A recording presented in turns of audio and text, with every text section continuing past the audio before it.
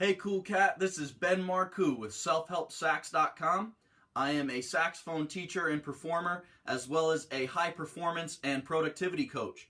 And today we are going to go over the saxophone embouchure, which is a very, very important topic.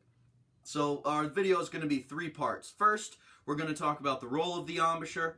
Second, we're going to talk about some common mistakes that I see all my students make that I want you to avoid. And third, we're going to give you a how-to on how to form a really functional embouchure that'll help you sound good. So what is the role of the embouchure?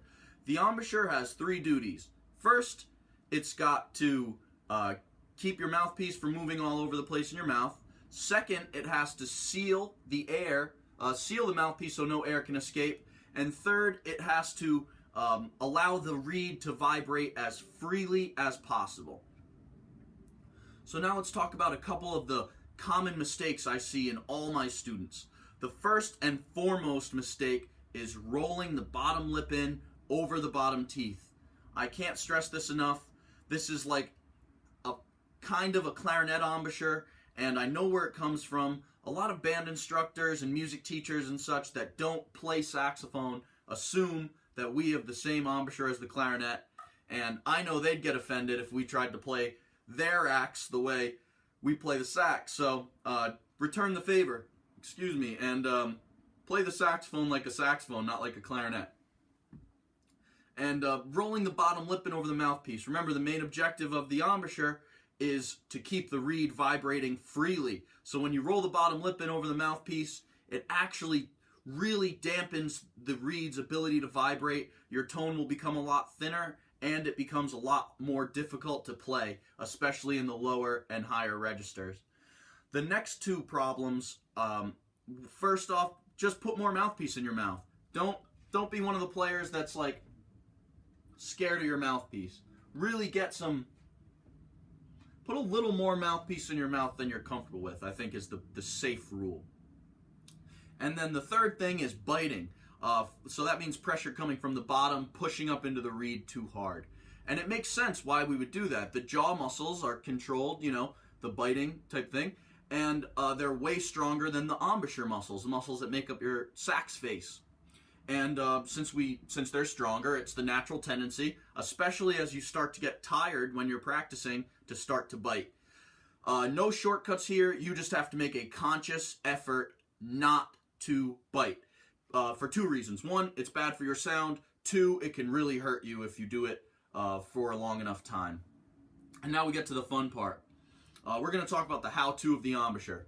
So step one is the no embouchure, and this helps you abolish all the issues that we just talked about. So the no embouchure, imagine your face completely relaxed, and you change as little as possible when you put the mouthpiece in your mouth. That's it. So I learned that from Jerry Bergonzi, and I'll link that video below, the one he talks about it in. And then the second video, which I can't find, unfortunately, is this amazing saxophone player, Chris Allen from Hartford. And he talks about the no embouchure as well. But what I do is a little different than that.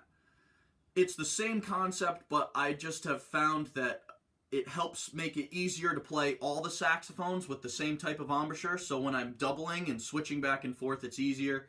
And also, I just like the way it makes me sound better when I do the following. And I call it the even pressure embouchure. And this was developed while I was in college with very big thanks to my mentor and saxophone teacher, Dr. Jared Sims. Without him, I would probably still sound like a duck caught on fire when I played. All right. Anyway, so here's the 5 steps, and then I'll go into explaining all of them. First, 25 hours of TV. Second, chomp. Third, beaver. Fourth, roll. Fifth, seal. So what is 25 hours of TV? 25 hours of TV means totally relaxed face, just like the no embouchure. Chomp is putting your top teeth on the mouthpiece and setting up the rest of your embouchure. So it really puts the rest of your face in a good position.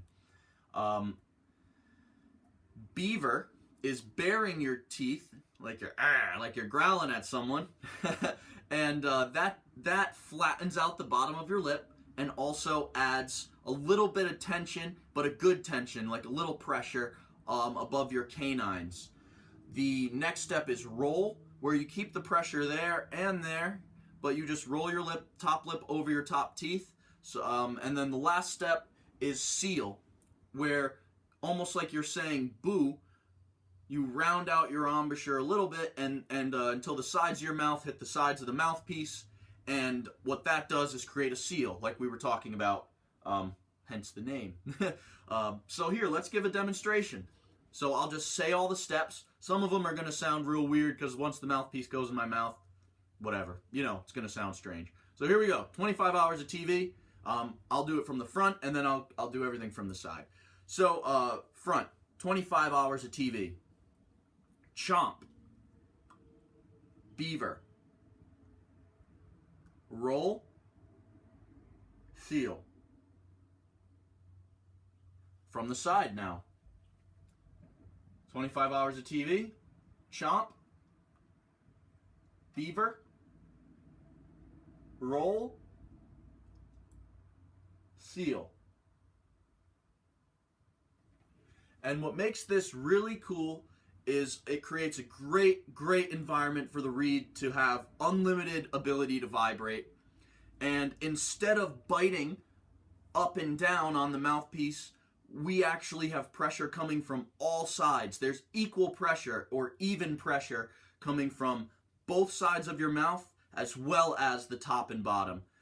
I want to give full disclaimer, this will feel a little weird and my face is a little different than yours, so it might look different when you're going through these steps, but I really believe that it'll change your saxophone playing. And I know because it did that for me. It's done it for many of my students. And when I got to college, I didn't sound nearly as good as when I left college. And I think there's a reason why every day for over 3 years, my saxophone teacher made me work on doing exercises so I could become more comfortable playing like this. So that's it for today. I really hope you got a lot of value out of this. If you have any questions, comments, concerns, suggestions for anything, arguments, you want to yell at me or something, I don't care. Just put them in the comments below this video. Like this page. Wait, no, YouTube is subscribe. Like the Facebook page. But the best thing that you can do is sign up for Backstage VIP Daily. It is a daily email I send out with tips and hints just like this, all about saxophone and improvisation and high performance, productivity, just so that you can become the musician you've always wanted to be and the person you always wanted to be. So that's my mission, my objective. It's totally free and it's fun, and I'm really looking forward to talking to you in there. So yeah, keep shedding, work real hard every single day, and I really look forward to talking to you.